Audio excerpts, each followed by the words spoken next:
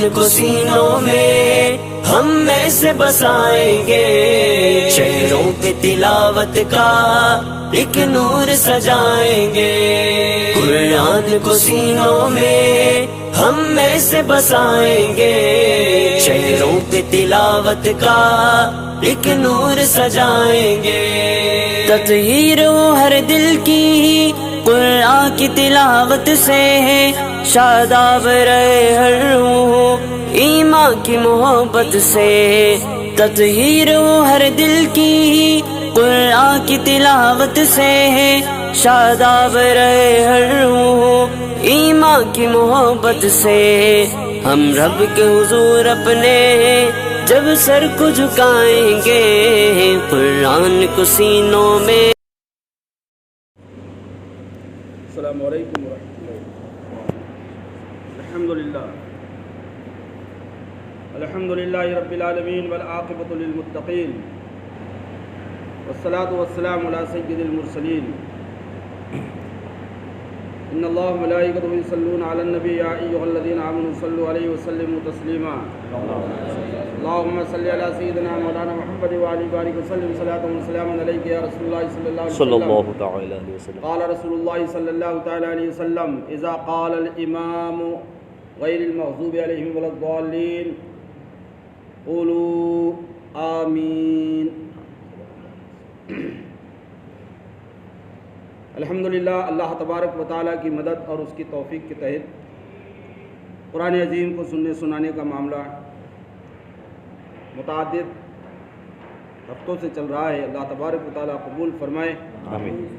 قرآن و سنت کی تعلیمات کو عام کرنے اور اس پر عمل کرنے کا ہم سب کو جذبہ خیر نصیب فرمائے، آمین۔ پوری سورہ فاتحہ پچھلے ہفتے مکمل ہوئی۔ سورۃ الفاتحہ کے چند فضائل سماعت فرما لیں۔ ہے تو اتنے کہ اگر فضائل ہی بیان کریں تو کئی ایک مہینوں کے ہفتے لگ جائیں گے۔ جی،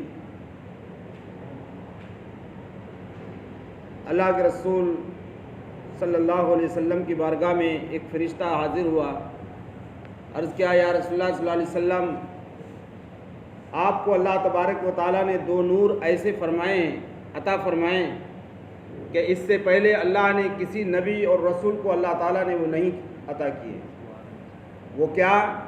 ان میں سے ایک سورہ فاتحہ ہے اور دوسری سورۃ البقرہ شریف کی آخری آیات ہیں، آمن الرسول سے لے کر آخری تک۔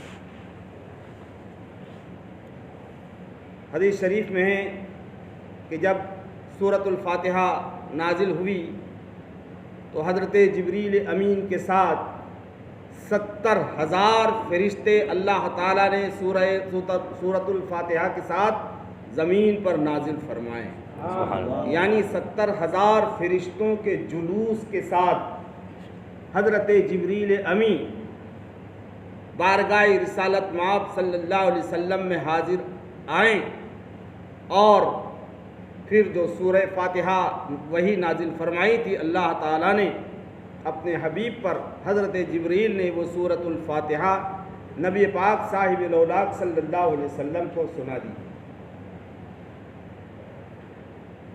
فائدے اس کے اتنے ہیں، بزرگان دین و عاملین رحمۃ اللہ تعالی علیہم اجمعین نے بیان فرمائے کہ اگر کوئی سورۃ الفاتحہ شریف کو 100 مرتبہ پڑھ کر دعا کرے تو اللہ تبارک و تعالی اس کی دعا کو قبول فرماتا ہے۔ اگر کوئی دنیا کی کسی مصیبت میں پڑ گیا تو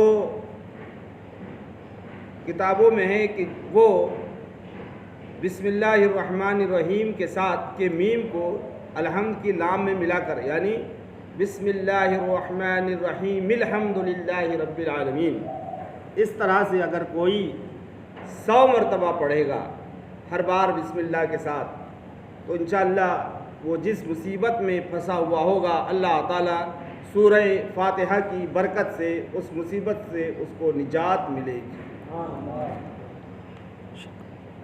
اس کے علاوہ ہزاروں سینکڑوں لاکھوں لاتعداد ان گنت فوائد اور فضائل سورۃ الفاتحہ کے کتابوں میں مذکور ہیں۔ سورہ فاتحہ کو اللہ تبارک و تعالیٰ نے 2 مرتبہ نازل فرمایا، اس لیے اس کو سبع مثانی بھی کہتے ہیں، 2 مرتبہ، لیکن قرآن میں لکھا ہوا ایک ہی مرتبہ ہے، لیکن اس کی عظمت اور اس کے تقدس کی وجہ سے 2 مرتبہ اللہ تبارک و تعالیٰ نے اس کو اپنے حبیب پاک صاحب الاولاق صلی اللہ علیہ وسلم پر نازل فرمایا۔ سورہ فاتحہ مکمل ہونے کے بعد جب پڑھی جاتی ہیں تو یوں بھی ہم نماز میں ہوں یا نماز کے علاوہ میں ہوں، کیا کہتے ہیں ہم؟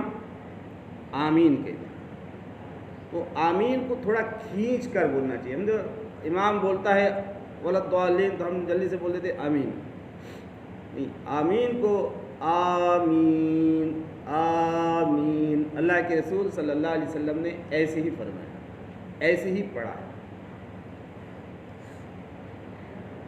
اللہ کے رسول صلی اللہ علیہ وسلم نے فرمایا اذا قال الامام غیر المغضوب علیہم ولا الضالین قولوا آمین آمین۔ اللہ کے رسول صلی اللہ علیہ وسلم نے فرمایا جب امام اپنی نماز میں غیر المغضوب علیہم ولا الضالین پورا پڑھ لے تو تم آمین کہا کرو۔ آمین کے مطلب ہیں اے اللہ تو اس دعا کو قبول فرما۔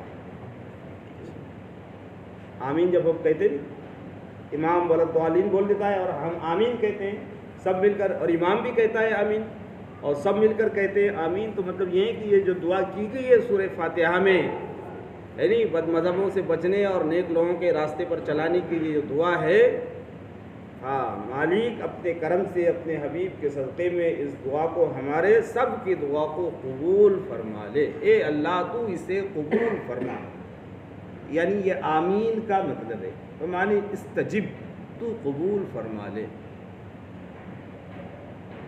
آمین کیا ہے؟ لفظ آمین تو سورہ فاتحہ کے اختتام پر آمین کہنا یہ سنت ہے۔ سورہ فاتحہ کے اختتام پر آمین کہنا سنت ہے، مگر اب زمانے میں لفڑا یہ پڑ گیا ہے کہ نماز کی حالت میں اس کو زور سے پڑھا جائے یا دھیرے سے پڑھا جائے۔ یہ ایک بڑا اختلاف اس وقت دنیا کے اندر پڑ گیا ہے۔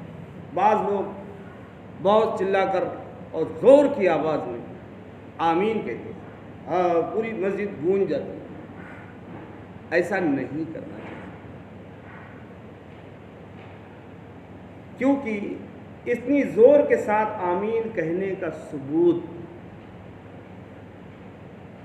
کسی حدیث شریف کی کتاب میں نہیں ملے گا، اور کھینچ تان کر اگر اسی بات پر ہم لیں گے نا اس کا مطلب ہی یہی ہے، تو ہم چونکہ اعتدال پسند لوگ ہیں، جھگڑا فساد کو ہم خود پسند نہیں کرتے، تو آمین کہنا سنت ہے۔ اب رہی بات کہ زور سے کہا جائے یا دھیرے کہی جائے، تو ہماری جو لوگ زور سے کہتے ہیں ان سے گزارش یہ ہے کہ جو لوگ دھیرے کہتے ہیں، جن مساجد میں ولدالین کے بعد آمین دھیرے کہا جاتا ہے، بھئی ایک مستحب ہی پر تو عمل کرنا ہے نا، صرف جو بات مستحب ہے اس پر عمل کرنا ہے۔ اب اس مستحب پر عمل کرنے کے لیے مسجد میں جھگڑا کیوں، فتنہ فساد کیوں؟ اگر تم زور سے کہنے ہی کو مستحب سمجھتے ہو اور پھر ان مساجد میں آ کر نماز پڑھتے ہو جہاں دھیرے آمین کہی جاتی ہے، تو وہاں زور سے بولنے کا مطلب ہی نہیں ہے نا، وہاں جھگڑا جا کر فساد کرنے کا مطلب ہی نہیں ہے۔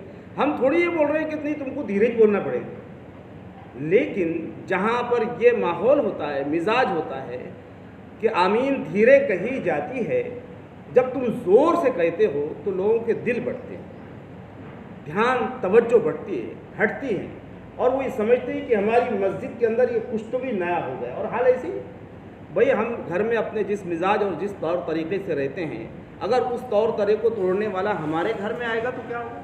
ہم جس ماحول میں نماز پڑھتے ہیں اور ہماری مسجد میں جو معمول ہے اس کے خلاف اگر کوئی آئے گا تو سب کے دماغ، تو ہماری تو ان سے یہ گزارش ہے کہ اگر آپ ان مساجد میں جہاں دھیرے آمین کہی جاتی ہے وہاں جب آئے تو دھیرے کہیں، اور اس دھیرے میں زور کی آواز بول کر ان مساجد میں فتنہ پیدا نہ کریں۔ رہی بات یہ زور سے بولتے ہیں پھر روکنے والے ان کو روکتے ہیں، تو لوگ یہ سمجھتے کہ آتے ہیں یہ روک رہا ہے نماز پڑھنے کی، ارے یہ روک نہیں رہا ہے، وہ اس خلفشار سے بچا رہا ہے، بھئی جہاں جیسا طریقہ سے پڑھ۔ رہی بات آمین کی کہ زور سے کہنا چاہیے یا دھیرے کہنا چاہیے، تو یقیناً آمین کو دھیرے ہی کہنا چاہیے، کیونکہ آمین جو ہے، لفظ آمین یہ ہے دعا، یا تو یہ دعا ہے یا تو یہ ذکر ہے، یا تو یہ خدا کا ذکر ہے یا یہ دعا ہے۔ اگر یہ دعا ہے یا اگر یہ ذکر ہے تو ذکر کرنے کا جو طریقہ قرآن نے بتایا، اذکر ربک فی نفسک تضرعا وخفیہ، اپنے رب کو اپنے آپ میں دھیرے سے یاد کیا، دھیرے دھیرے آہستہ یاد کیا، ذکر کیا۔ اگر تم ذکر کرنا چاہے، اذکر ربک، اگر تو اپنے رب کا ذکر کرنا چاہے تضرعا وخفیہ، آہستہ اور دھیرے اللہ کو یاد۔ اگر یہ دعا ہے تو دعا کے تعلق سے بھی حکم یہی ہے، ادعو ربک تضرعا وخفیہ، کہ تم اللہ سے آہستہ دعا مانگو اور عاجزی کے ساتھ دعا مانگو، عاجزی کے ساتھ اور آہستہ۔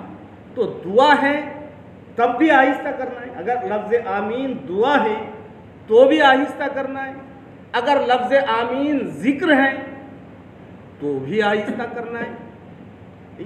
تو قرآنی تعلیمات سمجھ میں آ گئی ہماری کہ بھئی دعا بھی آہستہ کرنا چاہیے اور ذکر بھی آہستہ کرنا چاہیے۔ اب اس بات کو لے لیں تو یہاں سے بھی یہ ثابت ہوا کہ آمین نماز کے اندر دھیرے بولنا چاہیے۔ اللہ کے رسول صلی اللہ، آمین کی فضیلت کیا ہے؟ یہ مہر ہے، سرکار نے فرمایا آمین مہر ہے، مہر ہے۔ اللہ کے رسول صلی اللہ علیہ وسلم نے فرمایا کہ جب تم ولدالین کے بعد آمین کہا کرو، جس کی آمین فرشتوں کے آمین کے برابر آ گئی، سرکار فرماتے جس کی تم ولدالین کے بعد آمین کہا کرو، جس کی آمین فرشتوں کے ولدالین کی آمین کے برابر آ گئی تو اللہ تعالیٰ اس کے اگلے گناہوں کو معاف فرما دیتا ہے۔ کیونکہ جب امام ولدالین کہتا ہے تو اس کی اس دعا پر اللہ کے فرشتے بھی آمین کہتے ہیں، تو ہمارا آمین کہنا اور پھر ساتھ میں فرشتوں کا آمین کہنا۔ تو سرکار فرماتے ہیں ان نمازیوں میں سے کسی کی آمین فرشتوں کے آمین کے برابر ہو گئی۔ برابر ہو گئی کا مطلب کیا ہے؟ بھئی جب ولدالین پڑھ رہے ہیں تو فرشتے بھی آمین بول رہے ہیں اور ہم بھی آمین بول رہے ہیں، تو سمے کی برابری تو ہو نہیں سکتی، کیونکہ سمے تو ایک ہی ہے، وہ ولدالین کے بعد بولنا ہے۔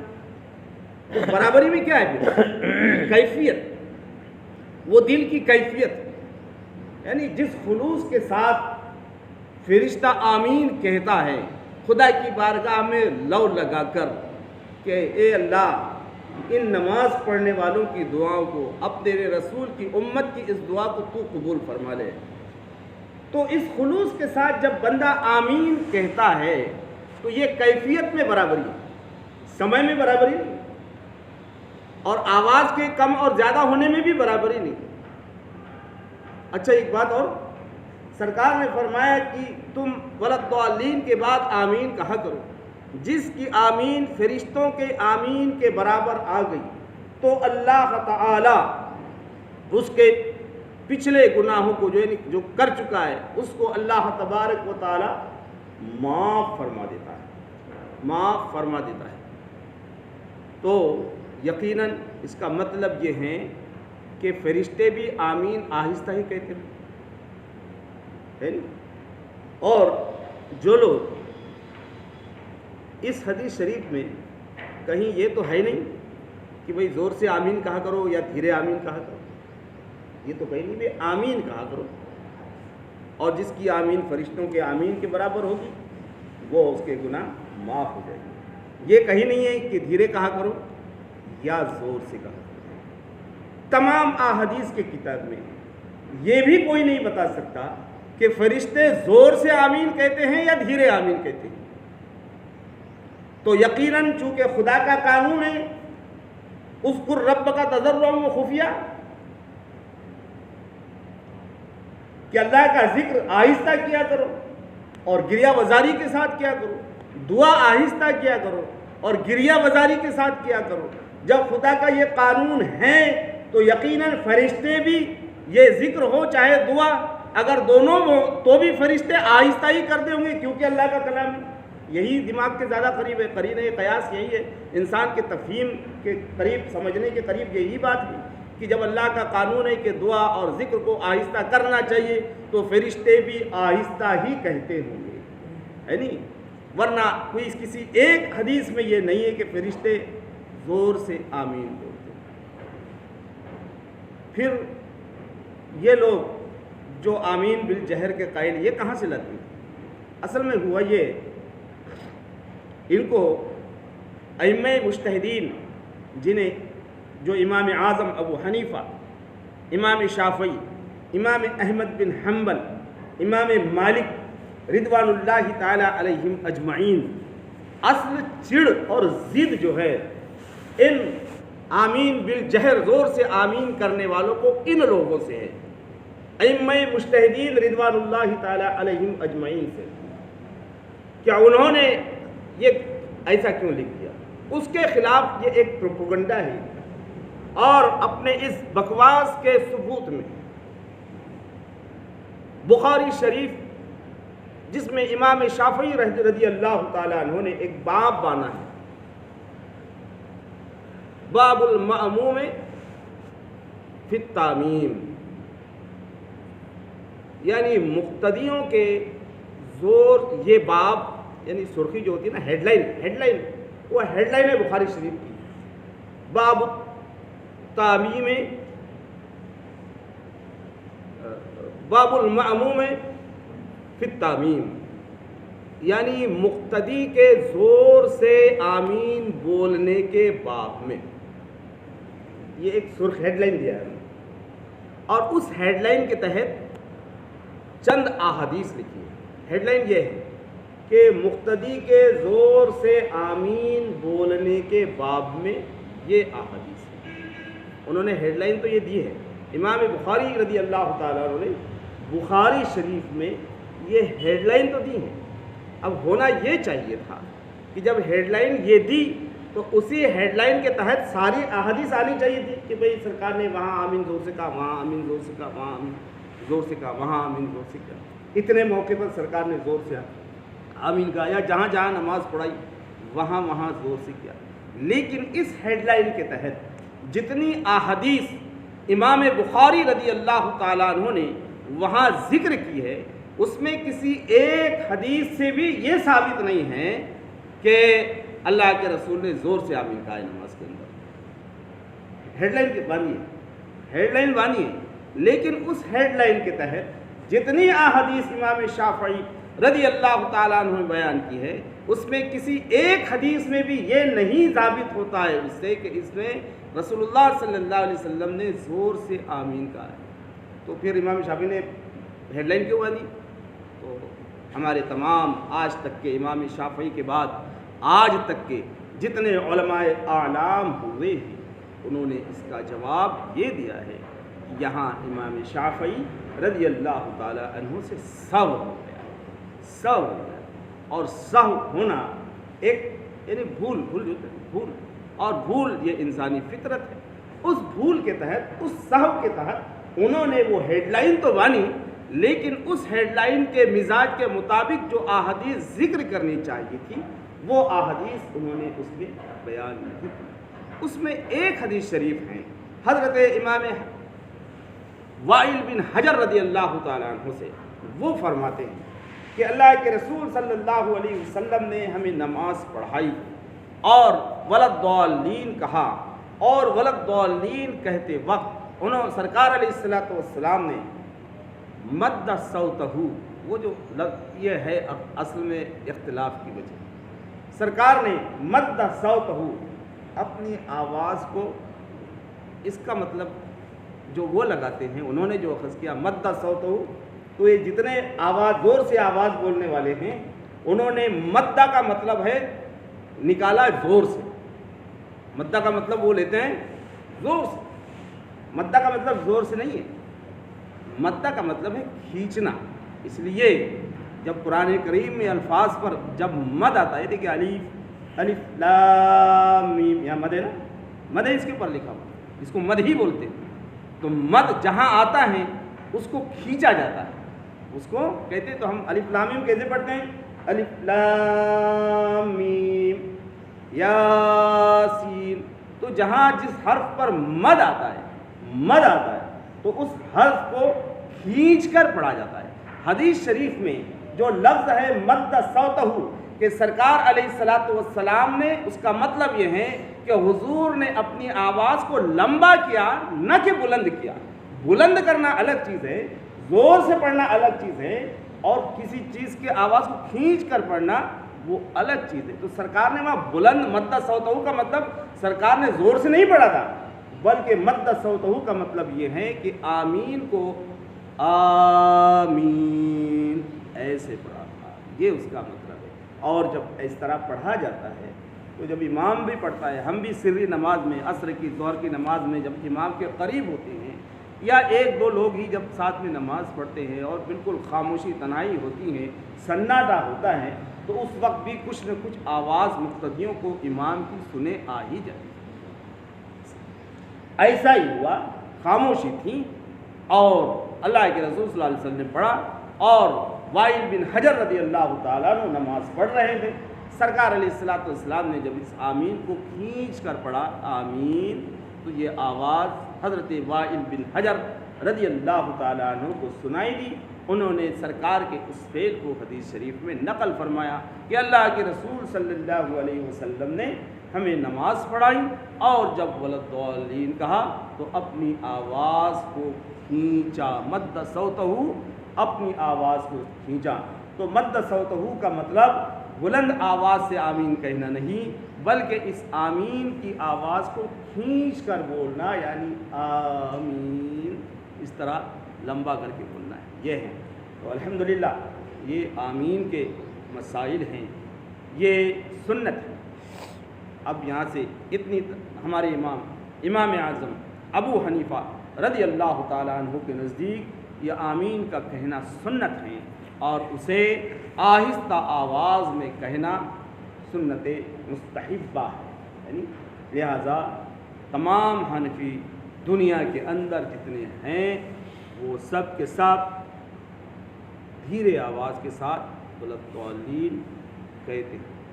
ہمیں چاہیے کہ ہم بھی ولضالین کو، کہ ہم ہوتا کیسا ہے کہ، اور اس کے علاوہ جتنے بھی اعتراضات ہیں اس تعلق سے، آمین اور ولضالین کے تعلق سے، آمین کے تعلق سے زور سے بولنا، کہ جتنے بھی اعتراض ہیں احادیث شریف میں، اس کے سارے جوابات